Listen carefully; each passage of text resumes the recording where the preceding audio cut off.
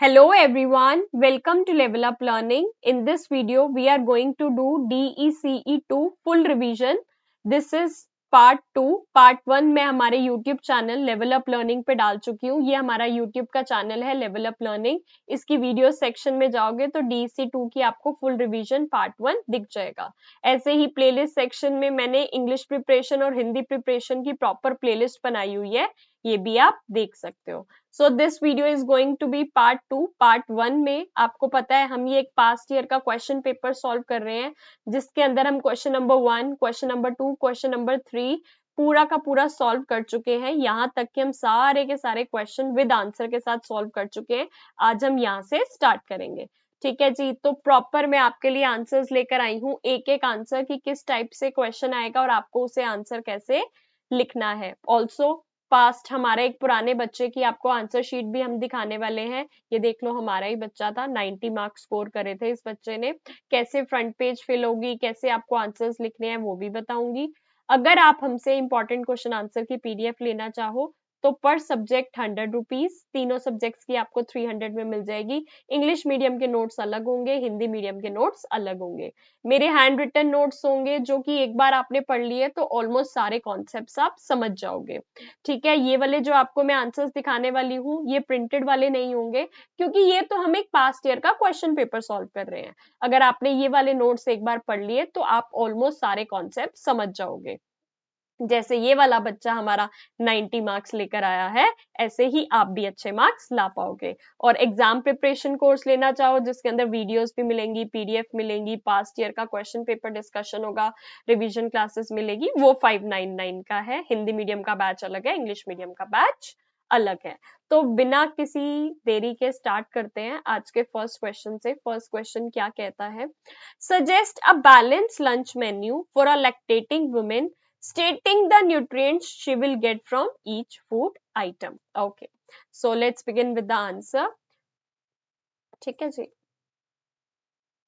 Balance lunch menu for lactating women with the nutrients she will get from each food item. एक तरफ हमने food item लिख दिए, एक तरफ हमने उससे क्या न्यूट्रिएंट्स मिल रहे हैं वो लिख दिया है।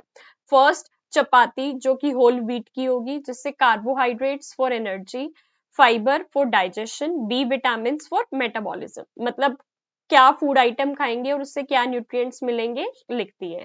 Dal, lentils, protein for tissue repair and milk production, iron for preventing anemia, folate for overall health. Vegetables curry, mixed vegetables like spinach, carrot, peas, vitamin A, C, K for immunity, skill, health and vision. Mineral से क्या होगा? Iron, calcium, fibre से digestion होगा। Basically बता रहे हैं किस किस विटामिन और मिनरल से क्या क्या होगा। देन क्यूक्यूम्बर सैलेड, वाटर जिससे कि हाइड्रेशन में मदद मिलेगी, विटामिन ए और C for skin and immune health, fibre for digestion. अब ये जो आपका सब्जेक्ट है DC2 का, ये थोड़ा सा साइंस ओरिएंटेड है, थोड़ा सा डॉक्टरी की लाइन की तरफ चला जाता है, तो मैं चाहकर भी आपको इसके अंदर लंबी लंबी एक्सप्लेनेशन नहीं दे सकती। तो आपको भी बस जैसे मैं बता रही हूँ वैसे ही समझना है और वैसे ही लिखकर आना है। कर्ड, योगर्ट जो कि हमारी दही होती है, कैल्शियम मिलेगा जो कि हमारी बोन हेल्थ के लिए अच्छा है, प्रोटीन मिलेगा टिश्यू रिपेयर के लिए अच्छा है, probiotic for gut health. Fruits में हम एप्पल या बनाना दे सकते हैं, vitamin C, vitamin A, potassium मिलेगा जिससे इम्यूनिटी अच्छी होगी, for heart health, energy and fibre for digestion. Water, hydration important for milk production and overall body function. ठीक है जी, तो यहाँ पर ये क्वेश्चन कंप्लीट होता है। अगर आप इस क्वेश्चन का आंसर जैसे मैंने आपको दिखाया ऐसे लिख कर आते हो तो 6 में से आसानी से आपको 5 या 5.5 मार्क्स मिल जाएंगे। ठीक है जी, बढ़ते हैं नेक्स्ट क्वेश्चन की तरफ। नेक्स्ट क्वेश्चन क्या कहता है? नेक्स्ट क्वेश्चन कहता है, ये बात आपको ध्यान रखनी बहुत जरूरी है, जो भी क्वेश्चन आप अटेंड कर रहे हो उसके सारे पार्ट्स अटेंड करो। अगर फोर्थ क्वेश्चन अटेंड करा है उसका ए पार्ट कर लिया तो बी भी जरूर अटेंड करना है, तभी उसके टोटल मार्क्स मिलेंगे। ठीक है जी, सेकेंड क्वेश्चन क्या कह रहा है? Explain why the need for iron and calcium increases from the second trimester of pregnancy onwards. ठीक है, प्रेगनेंसी के सेकेंड ट्रिमेस्टर से आयरन और कैल्शियम की नीड क्यों बढ़ जाती है। ठीक है जी, देख लो अब आपका आंसर क्या कह रहा है। During pregnancy, the need for iron and calcium increases from second trimester onwards for the following reasons. Iron की needs क्यों बढ़ती है? पहला, increased blood volume. Blood volume increases by 50%, requiring more iron to make hemoglobin, which carries oxygen to both mother and baby. Second, fetal development. The growing baby needs iron for its blood and to develop the placenta. मैं फिर से बता रही हूँ, जो आप हमसे ये इंपॉर्टेंट क्वेश्चन आंसर के नोट्स लोगे उसमें ये क्वेश्चंस नहीं होंगे, क्योंकि मैं इसमें एक ये पास्ट ईयर का क्वेश्चन पेपर सॉल्व करा रही हूँ कि किस टाइप के क्वेश्चन आ सकते हैं। आप ये जो हमसे नोट्स लोगे इसके अंदर थ्योरी वाइज, कॉन्सेप्ट वाइज को मैंने इंपॉर्टेंट क्वेश्चन आंसर्स में डाला है, जो कि आपको मदद करेंगे अच्छे मार्क्स स्कोर करने में, और आपको सारे कॉन्सेप्ट समझ आ जाएंगे फिर कोई भी क्वेश्चन आ जाए। Third, preventing anemia. More iron is needed to prevent iron deficiency anemia, which can cause fatigue and complications. ठीक है जी, अब कैल्शियम का देख लो। Bone and teeth development. The baby's bone and teeth are growing and need calcium.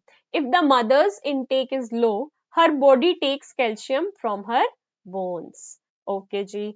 Muscle and nerve function. Calcium supports muscle contractions and overall health, important during labour. ठीक है जी, calcium ज्यादा लोगे तो बोन और teeth की development होगी जो बच्चे के लिए नीड है, मसल एंड नर्व का फंक्शन प्रॉपर होगा, और maternal health, adequate calcium help prevent complication like high blood pressure during pregnancy. ठीक है, प्रेगनेंसी के टाइम कईयों का बीपी बढ़ जाता है, तो वो नहीं बढ़ेगा अगर प्रॉपर मात्रा में कैल्शियम लेते हो तो। यहाँ पर एंड में एक छोटा सा concluding statement they the. In summary, iron supports the increased blood supply and baby growth, while calcium helps in baby's bone development and the mother's health. अगर आप ये क्वेश्चन ऐसे लिख कर आते हो तो ये भी 6 मार्क्स का क्वेश्चन था, आपको अच्छे मार्क्स मिल जाएंगे। अब इसी क्वेश्चन का सी पार्ट भी है, सी पार्ट भी देख लो। Explain the adverse effects of maternal malnutrition during pregnancy. ठीक है जी, माल न्यूट्रिशन ड्यूरिंग प्रेगनेंसी। बिना कोई टाइम वेस्ट करे फटाफट से सारी चीजें समझते चलेंगे शॉर्ट में। मेटरनल मालन्यूट्रिशन मैंने आपको बता रखा है आंसर अटेंड करने का सही तरीका, छोटा सा introduction then main points. Time मिल रहा है तो क्या कर सकते हो, आप फ्लो चार्ट बना सकते हो, ऐसे फ्लो चार्ट बना के ऐसे ऐसे करके साथ में लिख सकते हो, एंड देन कंक्लूजन। जब आप ये फॉर्मेट फॉलो करोगे तो हमारे पुराने बच्चों की तरह, जैसे ये बच्चा कितने मार्क्स लाया है, 90 मार्क्स लाया है, देख लो आंसर शीट है, उसकी राइटिंग भी कितनी अच्छी थी, देखो प्रॉपर कंक्लूजन यहाँ पे लिखा हुआ है ना। ऐसे अगर आप भी अटेंड करोगे तो आप भी 90 प्लस 90 मार्क्स ला सकते हो। ठीक है जी, ठीक है। दीज में इंक्लूड क्या, अब इसके आंसर्स को देख लो। पुअर फीटल ग्रोथ, अगर माल न्यूट्रिशन मतलब मेटरनल माल न्यूट्रिशन, जो मदर है उसको प्रॉपर न्यूट्रिशन नहीं मिलता ड्यूरिंग प्रेगनेंसी, तो उसके क्या नेगेटिव इफेक्ट्स हो सकते हैं। First, poor foetal growth, insufficient nutrients can lead to low birth weight LBW and premature birth, which increases the risk of developmental problems and health complications of the baby. Second, increased risk of birth defects. A lack of essential nutrients like folic acid can lead to neural tube defects such as spina bifida, ये बच्चों के अंदर एक disease हो जाती है, where the baby's spine does not develop properly. ठीक है जी, तो ये दिक्कत हो सकती है। थर्ड कह रहा है weekend immune system, malnutrition can weaken the mother's immune system, making her more susceptible to infections which can lead to complications during pregnancy and labor. ठीक है जी, अगर मदर का इम्यून सिस्टम वीक हो गया तो मतलब अब उसको ज्यादा इन्फेक्शन होने के डर हैं, ज्यादा इन्फेक्शन होने के डर हैं, तो जब उसकी प्रेगनेंसी होगी या बच्चा पैदा हो रहा होगा उस टाइम पर कॉम्प्लिकेशन होने के ज्यादा चांसेस हैं। फोर्थ क्या कहता है, anaemia, iron deficiency can lead to anaemia causing fatigue, weakness, difficulty during labor. Severe anemia can increase the risk of postpartum hemorrhage and can affect the baby's oxygen supply. Preterm delivery, ठीक है जी, अब ये भी एक point है। Lack of proper nutrition can lead to an increased risk of premature delivery which can result in various complications for the baby, including respiratory and developmental issues. ठीक है जी, 6 पॉइंट क्या कह रहा है? Maternal health complication. Malnutrition can cause the risk of conditions like gestational hypertension and preeclampsia, leading to high blood pressure and other serious health issues during pregnancy. मैं आपको फिर से बता रही हूँ, ये रिविजनरी वीडियो है। अगर मैं इन सबको डिटेल में समझाने लगी तो ये एक या दो ही क्वेश्चन कवर हो पाएंगे इस वीडियो में, इसलिए मैं एक वीडियो में ज्यादा क्वेश्चंस कवर करवा पाऊं तो इसलिए मेन मेन बातें बता रही हूँ। Long-term health effects for the baby. Babies born to malnutritioned mothers may face growth retardation and may be more likely to suffer from chronic conditions like diabetes, heart disease and obesity later in life. Again, last में हम इन conclusion लिख देंगे. Conclusion. Maternal malnutrition can severely impact both the mother's and the baby's health, leading to complications during pregnancy, birth, and even in long-term development of the child. Proper nutrition is crucial for a healthy pregnancy and optimum fetal growth. Pregnancy के time पर mother को proper diet लेनी चाहिए, सारे nutrient से भरी हुई diet लेनी चाहिए ताकि मदर की हेल्थ भी बढ़िया रहे और बेबी की हेल्थ भी बढ़िया रहे। ठीक है, इसके साथ साथ आपने एक और क्वेश्चन कंप्लीट कर लिया है। बारी है फिफ्थ क्वेश्चन की। What do you understand by health card? 5 marks का क्वेश्चन है और ये देख रहे हो, ये ऊपर वाला क्वेश्चन 8 मार्क्स का था, तो 8 मार्क्स के हिसाब से ही हमने आपको कितने सारे पॉइंट्स बताए हैं। ठीक है, What do you understand by health card? Health card से आप क्या समझते हैं? लो जी, पूरा का पूरा आंसर है हमारे पास। A health card for children is a document that records essential health related information about a child, serving as a vital tool for monitoring their overall well-being. Health card एक डॉक्यूमेंट है जिसके अंदर बच्चे की health related information होती है ताकि हम उसकी ओवरऑल वेलबींग को मॉनिटर कर पाए। It typically includes the following. First, personal details, child का नाम क्या है, उसकी एज क्या है, जेंडर क्या है, डेट ऑफ बर्थ क्या है, पेरेंट्स एंड गार्जियंस का कॉन्टेक्ट नंबर क्या है। ठीक है जी। दूसरा, growth and developmental matrices, height क्या है, वेट क्या है, उनके रिकॉर्ड्स, किस हिसाब से हाइट बढ़ रही है, किस हिसाब से वेट बढ़ रहा है। BMI, body mass index, head circumference, for infants के लिए हेड का सर्कमफ्रेंस भी काउंट किया जाता है। तीसरा कह रहा है इम्यूनाइजेशन रिकॉर्ड्स, कब कब कौन कौन सी वैक्सीन लग चुकी है और आने वाली वैक्सीनेशन का क्या शेड्यूल है। मेडिकल हिस्ट्री, क्रॉनिक इलनेस और conditions if any, history of hospitalisations और सर्जरीज, एलर्जीज और डाइटरी रिस्ट्रिक्शंस। ठीक है जी। अब यहाँ पे क्या क्या बता रहा है, मेडिकल हिस्ट्री में क्या क्या चीजें रिक्वायर्ड है वो भी मेंशन होंगी।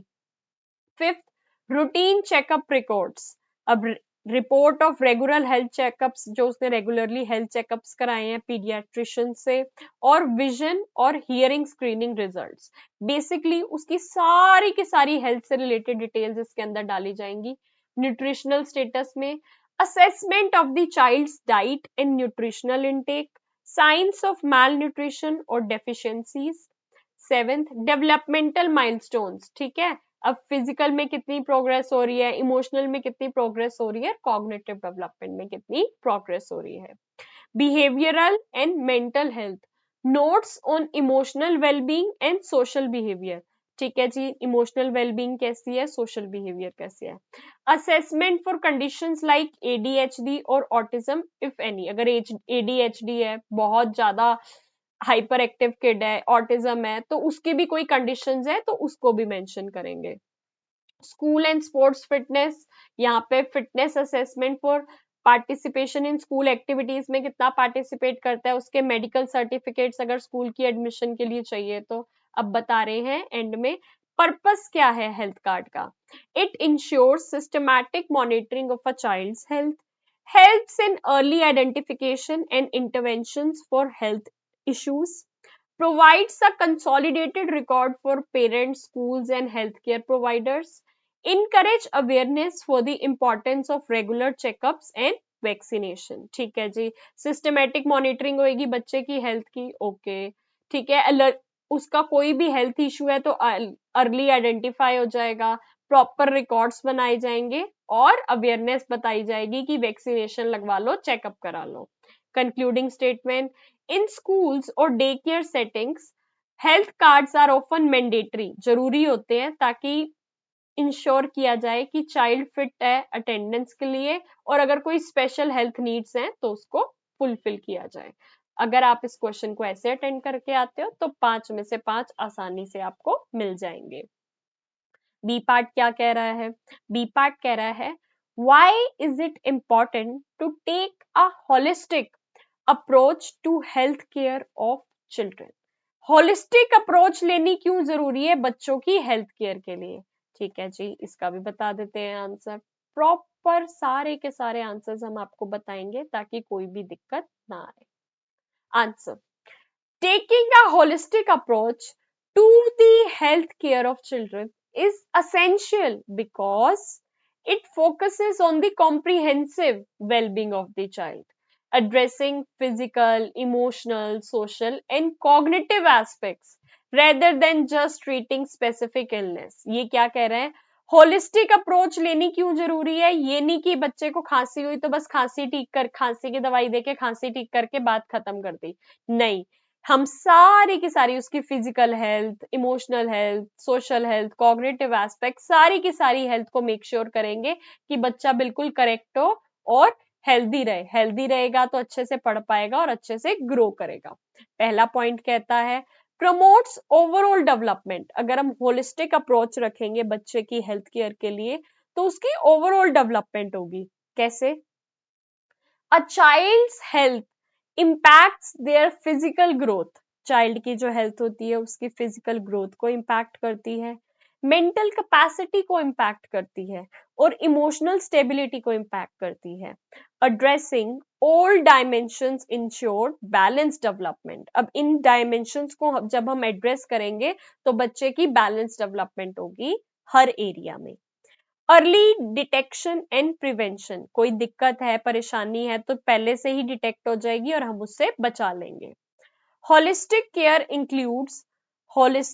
Includes regular monitoring of physical and psychological health which helps detect developmental delays, कि इस एज तक के बच्चे का ये हो जाना चाहिए था, अभी तक नहीं हुआ तो क्यों नहीं हुआ, क्या दिक्कत है, क्या परेशानी है।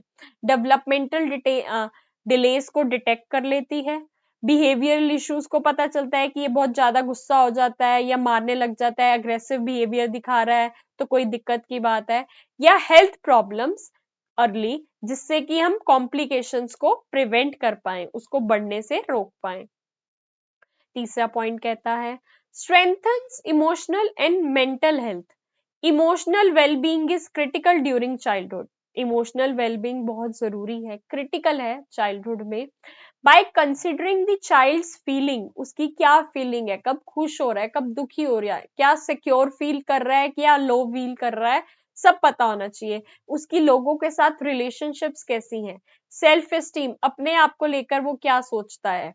Holistic care fosters help foster resilience, confidence and happiness. बच्चा अगर अपने बारे में अच्छा फील करेगा, पॉजिटिव फील करेगा तो खुश रहेगा और उसकी जिंदगी में हैप्पीनेस आएगी। encourages healthy habits, a holistic approach includes educating children and parents about nutrition, उनको न्यूट्रिशन के बारे में बताया जाएगा, एक्सरसाइज के बारे में बताया जाएगा, हाइजीन के बारे में बताया जाएगा, इमोशनल सेल्फ केयर के बारे में बताया जाएगा ताकि लाइफ लॉन्ग हेल्दी हैबिट्स को इस्टेब्लिश किया जाए। Enhances social skills, enhances social skills कैसे होंगी? By focusing on social aspect such as कि फैमिली के उसके क्या डायनेमिक्स हैं, दोस्त यारों से उसकी कैसी इंटरेक्शन होती है, स्कूल में कैसा इन्वायरमेंट है। होलिस्टिक केयर सपोर्ट करेगा development of positive social skills. 6 point क्या कह रहा है, एक्नॉलेजेस इंडिविजुअलिटी, मैं एज अ इंडिविजुअल कैसा पर्सन हूं, मेरी क्या नीड्स एंड रिक्वायरमेंट, मैं अगर ऐसे इंडिविजुअल पर्सन हूं तो मेरी क्या वैल्यू है, ठीक है। ये सारी की सारी चीजें अगर हम ड्रॉ, मतलब बोलोगे मैम सिमरन मैम कितनी बुरी ड्राइंग कर रहे हो, तो ये इंडिविजुअल पर्सन है, तो एज एन इंडिविजुअल ये कैसा है, ठीक है जी। Every child is unique. A holistic approach customizes care plans to suit the individual needs of the child. बच्चे की individual क्या needs हैं, ठीक है जी, उसी हिसाब से उसके लिए केयर प्लान्स बनाए जाएंगे, उसकी पर्सनालिटी के अकॉर्डिंग, वो किस एनवायरमेंट में रहता है और उसकी फैमिली बैकग्राउंड कैसी है, ठीक है जी। नेक्स्ट पॉइंट क्या कह रहा है, 7th पॉइंट कह रहा है build stronger family bonds, family के साथ स्ट्रॉन्ग फैमिली बॉन्ड्स बनानी है, कैसे, involving families in the child care, child care के अंदर मतलब आपका जो प्ले स्कूल है उसके अंदर फैमिलीज को भी इंक्लूड करना है। इनकरेज क्या करेगी, बेटर अंडरस्टैंडिंग होगी, कम्युनिकेशन होगा एंड इमोशनल सपोर्ट होगा, जिससे कि एक नर्चरिंग एनवायरनमेंट फोस्टर होगा। prepares children for the future, ठीक है जी। holistic care lays the foundation for children to grow into well-rounded healthy adults capable of managing physical mental and social challenges effectively। आगे जाके जब वो बच्चा अडल्ट बन जाएगा तो हेल्दी अडल्ट बनेगा, जो कि फिजिकल चैलेंजेस को भी डील कर पाएगा, ठीक है, मेंटल चैलेंजेस को भी डील कर पाएगा और सोशल चैलेंजेस को भी डील कर पाएगा। ये हमारी कंक्लूडिंग स्टेटमेंट आ गई है, इसको आप कंक्लूजन मान सकते हो, या फिर टाइम कम हो तो ऐसे हैश डाल के लिख दिया करो। By integrating all these aspects, a holistic approach ensures that children grow up in an environment conducive to their overall well-being, enabling them to thrive in all areas of life। ठीक है जी, तो इसके साथ साथ ये वाला क्वेश्चन आपका B part भी कंप्लीट होता है, ठीक है जी। अब आ जाते हैं 5th क्वेश्चन के सी पार्ट पे, क्या कहता है, suggest one nutritious snack you can give to a preschooler during tea time, what are the nutrients provided by the different ingredients in this snack, कि क्या टी टाइम के time आप उन्हें क्या स्नैक दे सकते हो और उस स्नैक के इंग्रेडिएंट से बच्चे को क्या क्या मिलेगा, ठीक है जी। बहुत ही बढ़िया क्वेश्चन है, अगर आपने पूरी की पूरी बुक भी पढ़ी होगी तब भी आप इसको प्रॉपरली आंसर नहीं कर पाओगे, क्योंकि थोड़ा सा प्रैक्टिकल क्वेश्चन है, प्रैक्टिकल क्वेश्चन है तो आपकी सिमरन मैम बिल्कुल समझा रही हैं अच्छे से, है ना। देख लो आंसर, न्यूट्रिशियस स्नैक का नाम है fruit and nut oatmeal cookies, fruit and nut की हम ओटमील कुकीज देंगे बच्चे को शाम के टाइम, इवनिंग के time. These cookies are easy to make, delicious and loaded with nutrients, perfect for preschoolers. Ingredients के अंदर हमें क्या चाहिए, ओट्स चाहिए, बनानास चाहिए जिनको हम मैश कर लेंगे, चॉप्ड नट्स चाहिए, आलमंड्स और वॉलनट्स, ड्राइड फ्रूट्स में रेजिन्स और क्रैनबेरीज चाहिए, हनी ऑप्शनल है अगर हम स्वीटनेस ऐड करना चाहें तो। अब किस किस इंग्रेडिएंट से क्या क्या न्यूट्रिएंट मिलेगा, ओट, ओट से फाइबर मिलेगा which helps in digestion and keep the child feeling full longer, पेट भरा रहेगा। कॉम्प्लेक्स कार्बोहाइड्रेट्स जो कि सस्टेन्ड एनर्जी प्रोवाइड करेंगे, आयरन जो कि उनकी healthy blood cells, red blood cells की डेवलपमेंट पे मदद करेगा, ठीक है जी। सेकंड आ गया क्या, बनानास, बनानास से potassium which aids in muscle formation, muscle function and maintains hydration balance. Vitamin B 6 मिलेगा जो कि ब्रेन की डेवलपमेंट में सपोर्ट करेगा और इम्यून सिस्टम को स्ट्रॉन्ग करेगा। Natural sugars quick energy provide करेगा। चॉप्ड नट्स, हेल्दी फैट्स मिलेंगे जो कि ब्रेन की डेवलपमेंट के लिए जरूरी है। प्रोटीन मिलेगा that supports growth and repairs body tissues. Vitamin E which protects against cell damage and supports healthy skin. Fourth, dried fruits that is raisins and cranberries natural sugar होगा, quick energy मिलेगी, antioxidant होगा, infection से fight करने में मदद करेगा और immunity boost करेगा। Iron and potassium overall health को सपोर्ट करेगा। फिफ्थ, अगर हनी भी डालते हो तो नेचुरल स्वीटनर है, better alternative to refined sugar, sugar से बेटर रहता है हनी। और एंटीबैक्टीरियल प्रॉपर्टीज है जो कि बच्चे की इम्यून सिस्टम को बूस्ट करेगा। एंड में कंक्लूजन की जगह पर हमने ये बेनिफिट्स लिख दिए हैं। क्या? This snack is easy to digest, promotes energy and supports growth in preschoolers. It is also a great way to introduce healthy eating habits early. ठीक है, इसके साथ साथ ये क्वेश्चन भी आपका कंप्लीट हो गया है। नीचे आ जाते हैं अब 6th क्वेश्चन पे। जो भी क्वेश्चन, अगर मान लो 6 क्वेश्चन अटेंड कर रहे हो तो 6 क्वेश्चन का आप ए पार्ट भी करोगे, ए पार्ट के दोनों पार्ट करोगे, बी पार्ट करोगे, इसके भी A2 1 2 3 4 करोगे, सी पार्ट है तो सी के भी सारे के सारे क्वेश्चन कंप्लीट करोगे। ठीक है, जो भी क्वेश्चन चूज करते हो आपको उसका पूरा करना होता है। अगर मैं आपको क्वेश्चन पेपर में दिखाऊं, दिया हुआ था कि आपको एनी 5 क्वेश्चन करने हैं। लेट सपोज एनी 5 में आपने फर्स्ट क्वेश्चन चूज किया है तो आपको उसका ए पार्ट भी करना है, बी भी करना है और सी भी करना है, तभी एक पूरा क्वेश्चन कंप्लीट माना जाएगा। अगर आपने फर्स्ट क्वेश्चन स्टार्ट कर दिया, उसका ए कर दिया और बी कर दिया और आप सेकंड क्वेश्चन करना स्टार्ट कर देते हो, सी को छोड़ ही देते हो, तो मान लो आपके सीधे सीधे 10 मार्क्स चले गए, ऐसे चले गए, है ना। तो जो भी कोई 5 क्वेश्चन आपको करने हैं, यहाँ पे गिवन था ना कोई 5, जो भी 5 क्वेश्चन सेलेक्ट कर रहे हो पूरे पूरे पूरे उनके पार्ट्स करने हैं। ठीक है जी, आ जाते हैं 6 क्वेश्चन पे। Name 5 illness diseases of the respiratory system. 5 marks का क्वेश्चन है, सिर्फ और सिर्फ नाम बताने को कहा है इन्होंने। ठीक है जी, हम नाम के साथ थोड़ी सी एक्स्ट्रा इंफॉर्मेशन भी आपको दे देते हैं। Here are the 5 common illness or diseases of the respiratory system that can affect children. First is asthma, a chronic condition causing inflammation and narrowing of the airways leading to wheezing and coughing, difficulty in breathing. Asthma जिनको हो जाता है उनको सांस लेने में दिक्कत आती है और बार बार खांसी आती है, मतलब बेसिकली उनका एयरवेज जो होता है उसमें इन्फ्लेमेशन, सूजन आ जाती है, एयरवेज नैरो हो जाता है।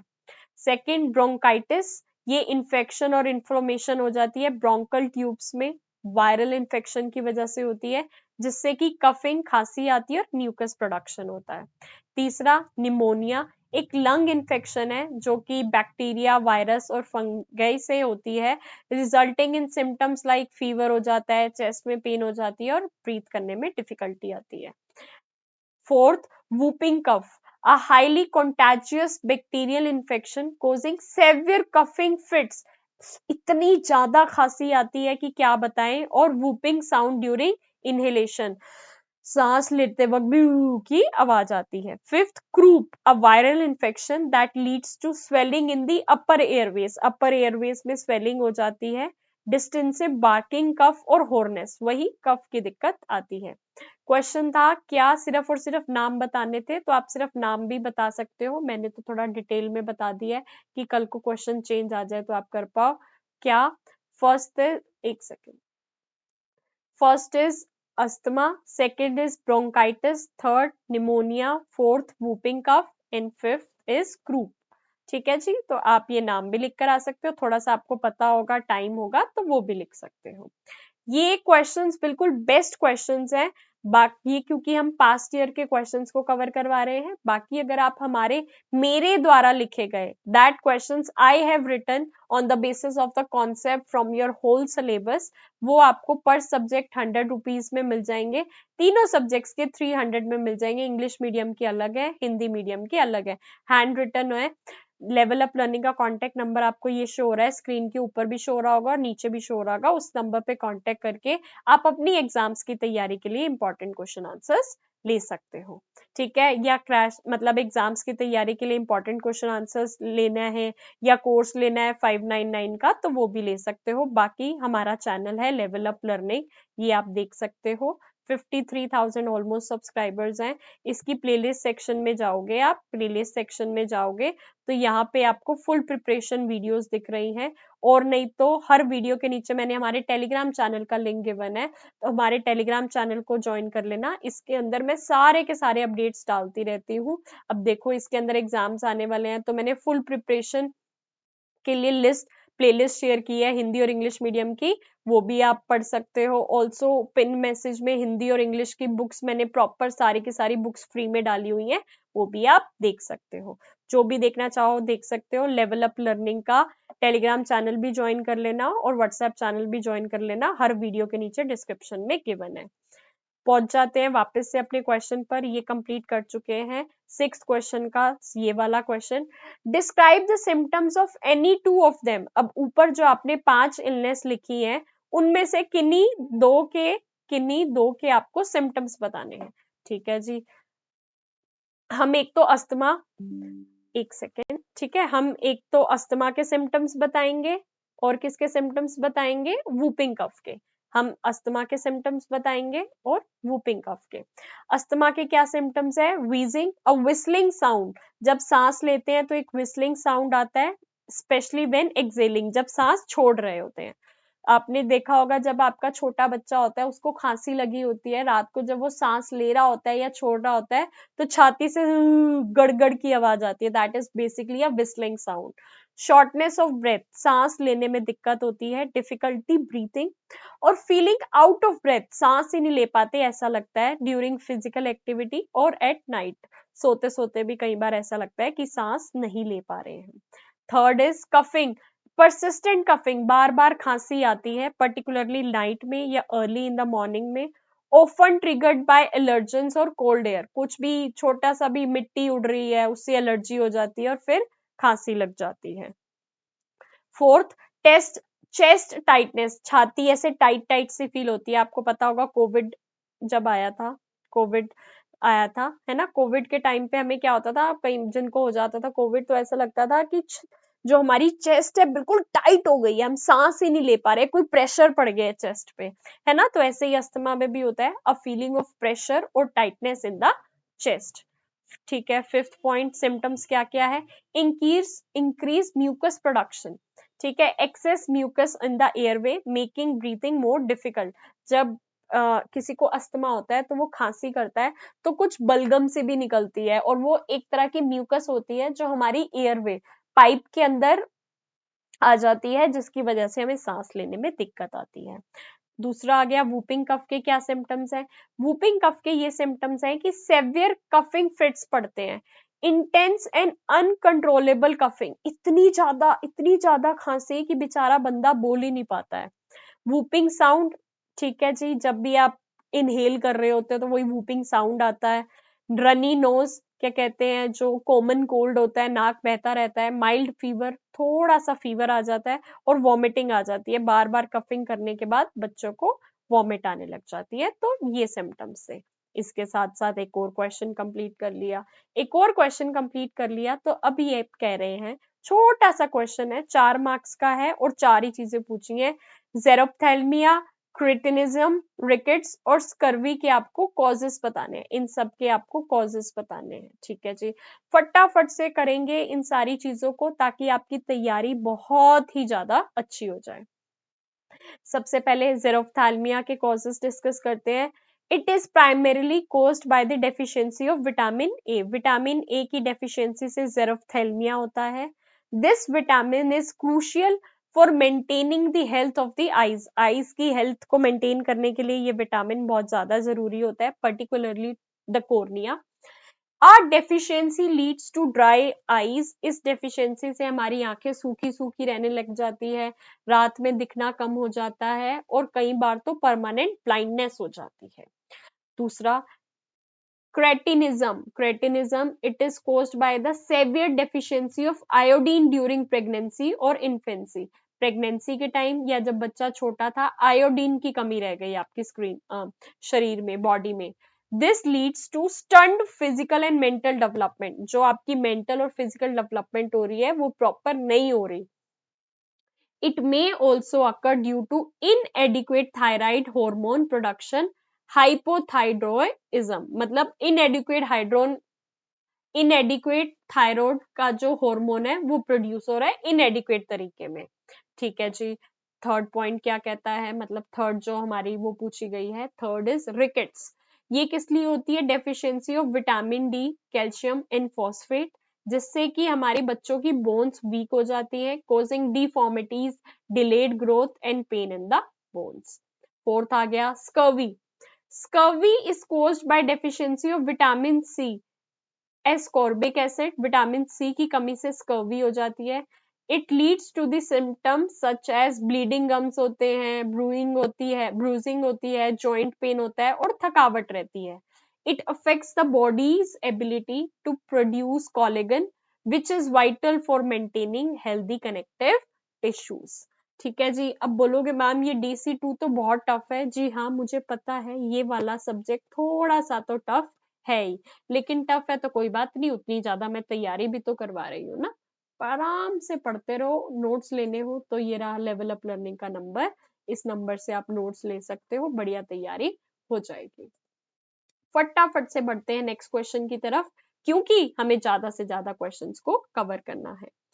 Explain how you will give first aid to the following. Drowning, अगर कोई डूब रहा है तो उसको कैसे फर्स्ट एड दोगे? वाउंड्स, कोई चोट लगी है तो उसे कैसे फर्स्ट एड दोगे? मैं फिर से बता रही हूँ, क्या 2.5 मार्क्स 2.5 का बेसिकली इग्नू की ये जो आंसर शीट आपको मिलती है, पहले क्या होता था, पहले बच्चे कहते थे जितना ज्यादा लिख के आएंगे ना उतने ज्यादा मार्क्स मिलेंगे, लेकिन अब क्या होता है, टोटल 24 शीट्स मिलती है। अब जैसे ये दिख रही है, ये एक शीट है, इसके बाद ये दूसरी शीट है, ये तीसरी शीट है, ऐसे करते करते आपको सिर्फ 24 शीट्स मिलती है आंसर लिखने के लिए, और कोई सप्लीमेंट्री शीट नहीं मिलती। तो जो आपके पेपर है, जो भी उसका मतलब क्वेश्चन के मार्क्स है, उस मार्क्स के अकॉर्डिंग ही आंसर लिखना। मेन चीज ये याद रखना, 20 मार्क्स के क्वेश्चन के लिए आप 5 शीटें भर लेना, 1 2 3 4 5।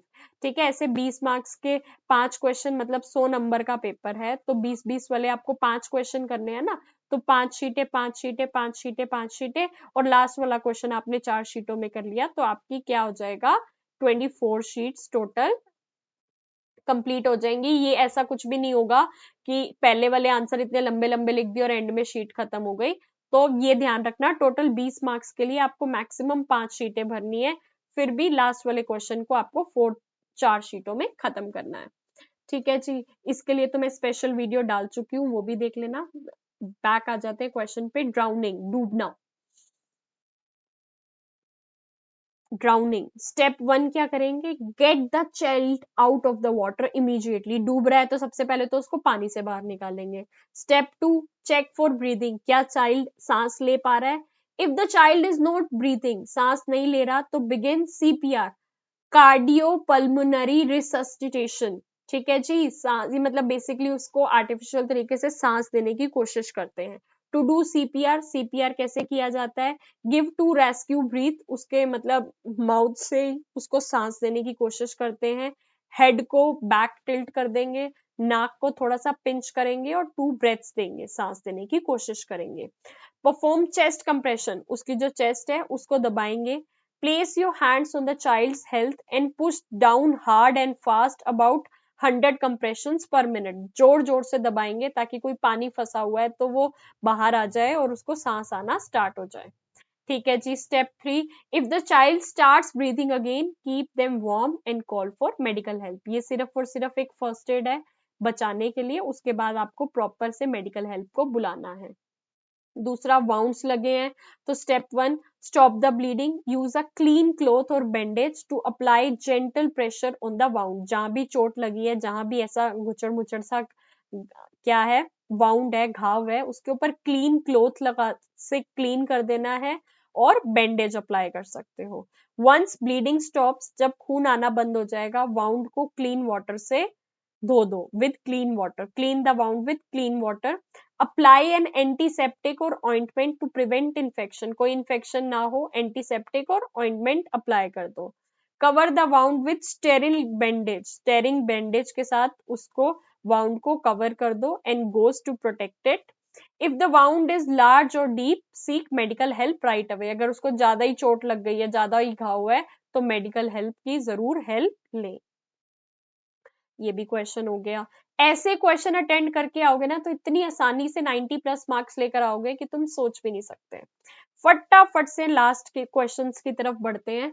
Describe the clinical features of the following. एक मरासमस और एक गोइटर के आपको क्लिनिकल फीचर्स बताने हैं, फटाफट से समझ लेते हैं बिना किसी देरी के। Clinical features of marasmus, general features क्या होंगे? Children with marasmus appear extremely thin and wasted, बहुत ही पतले और कमजोर लगते हैं।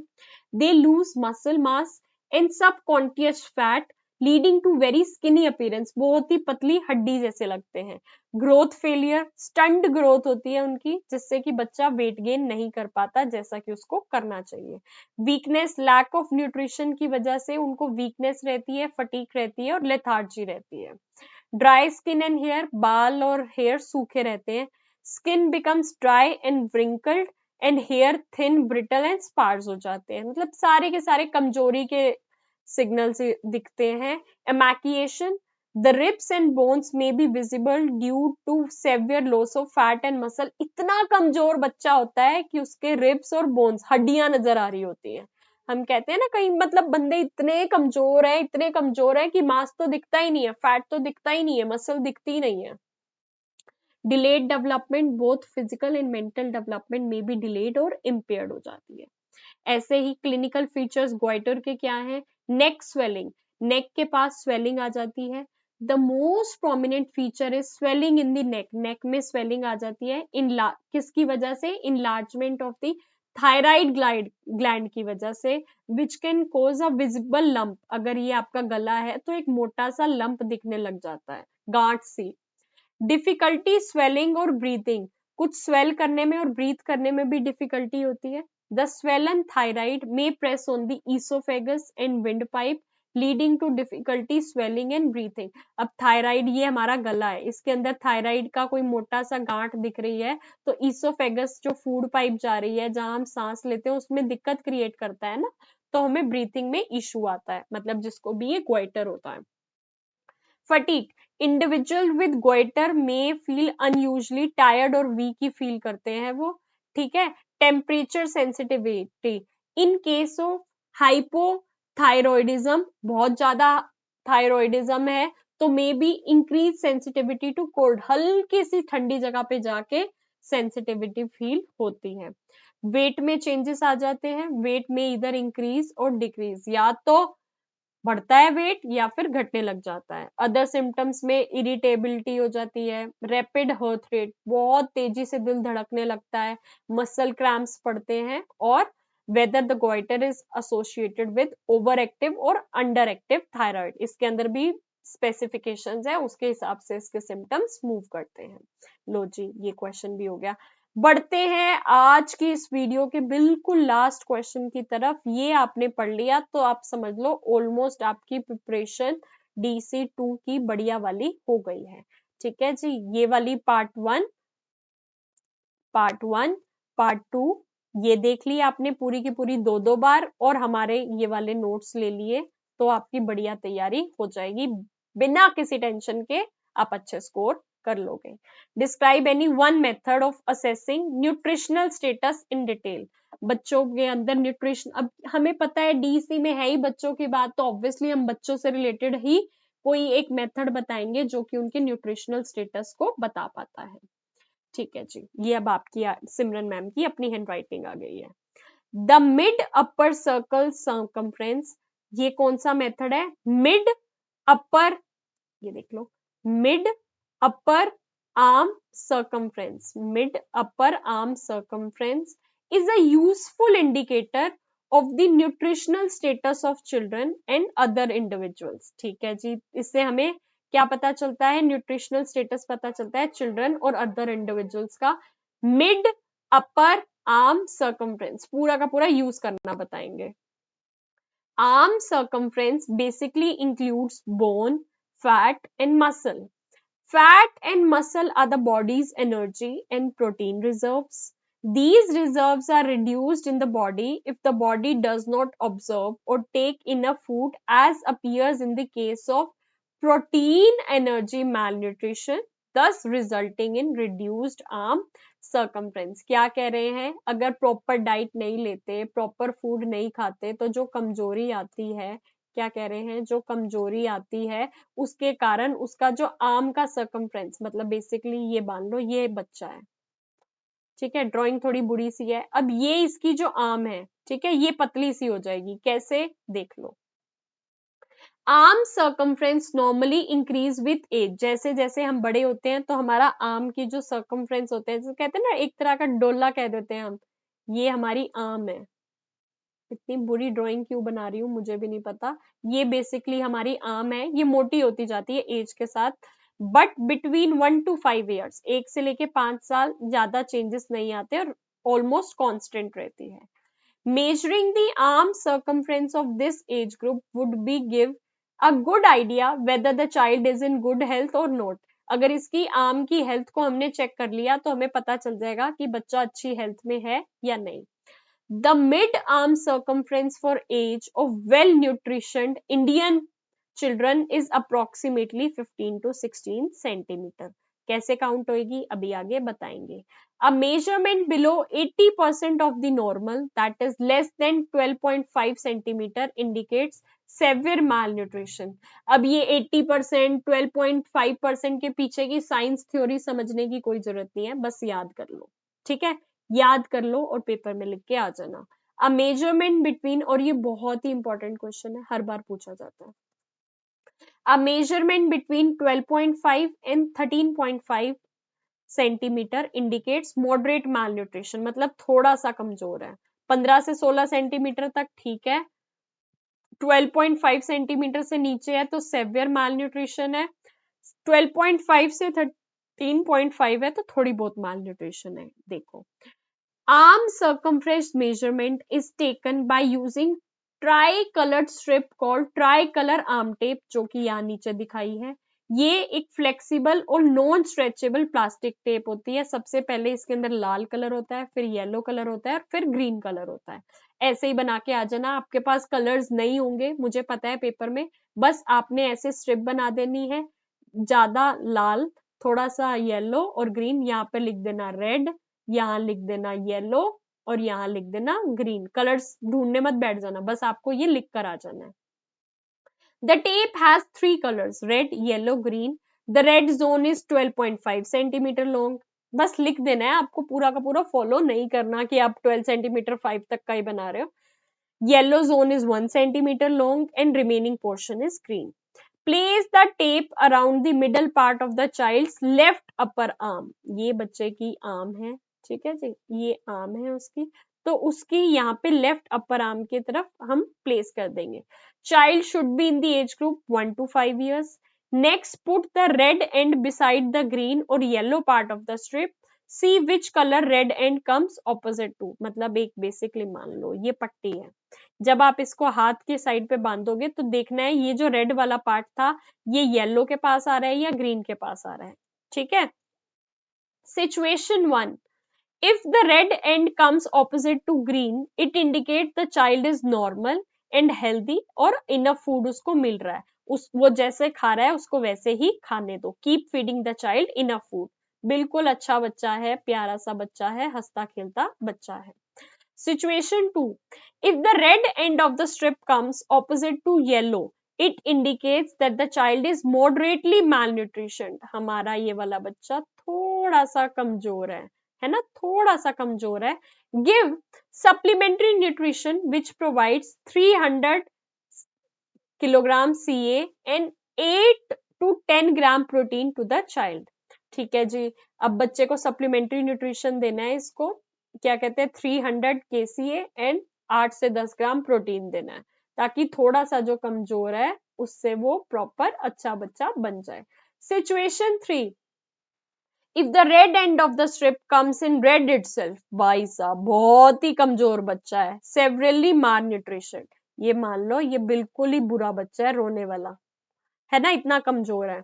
Give double amount of supplementary food to the child, जो ऊपर सप्लीमेंट्री फूड यहाँ पर दे रहे थे, इसका भी ये 300 किलो वो किलो सी एंड 8 से 10 ग्राम प्रोटीन का भी डबल दो।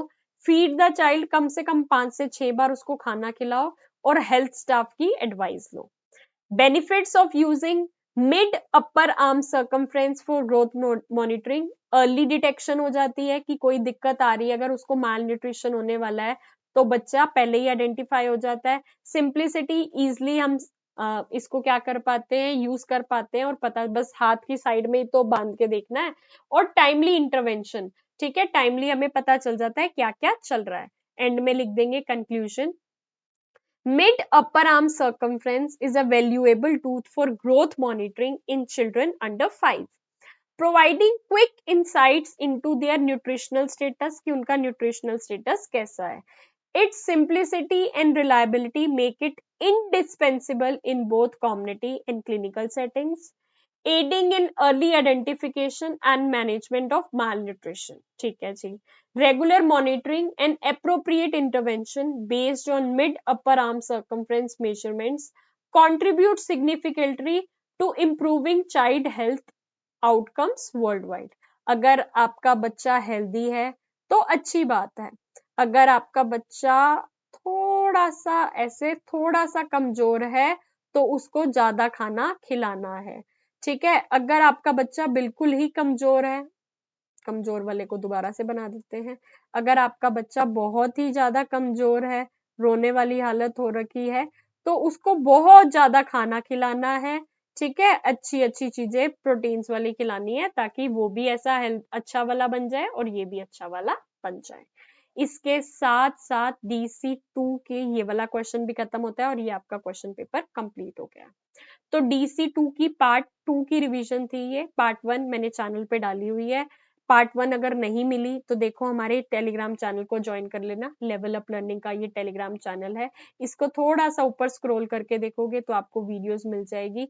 अदरवाइज मैंने एक ये मैसेज डाला है जिसके अंदर फुल प्रिपरेशन की प्लेलिस्ट डाली है, अगर इंग्लिश वाली प्लेलिस्ट पे क्लिक करोगे तो आप ऐसे यहाँ पर आ जाओगे, जिसके अंदर सारी की सारी इंपॉर्टेंट चीजों की वीडियोस डाली हुई हैं।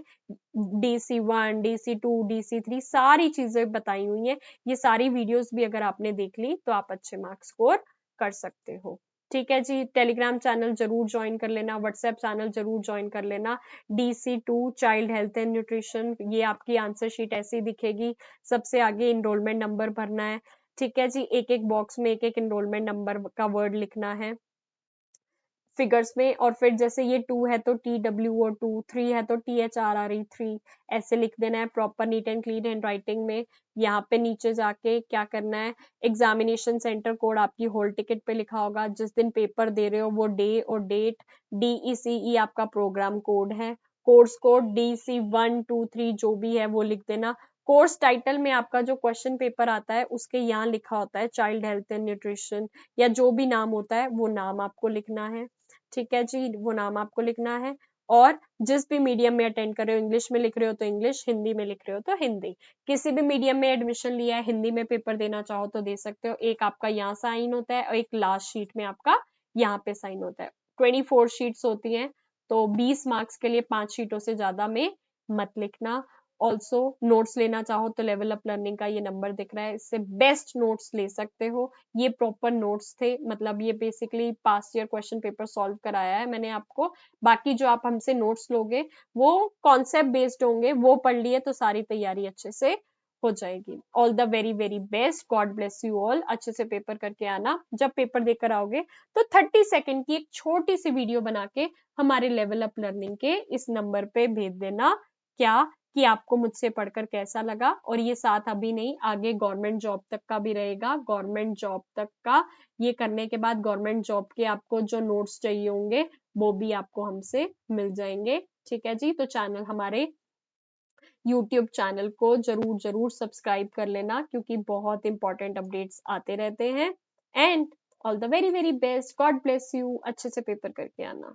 मिलते हैं न्यू वीडियो में न्यू अपडेट्स के साथ, तब तक क्या क्या करना है, व्हाट्सएप चैनल का लिंक वीडियो के नीचे गिवन है, ज्वाइन कर लेना। टेलीग्राम चैनल का लिंक वीडियो के नीचे गिवन है, ज्वाइन कर लेना। और ये थी हमारी बहुत ही अच्छी सी क्लास जिसके अंदर हमने पास ईयर के क्वेश्चंस विद आंसर कवर करवाए हैं। मेरे बच्चे भी जब पेपर देके आएंगे तो ऐसे स्माइलिंग फेस के साथ हैप्पी हैप्पी आने चाहिए। ठीक है जी, ओके।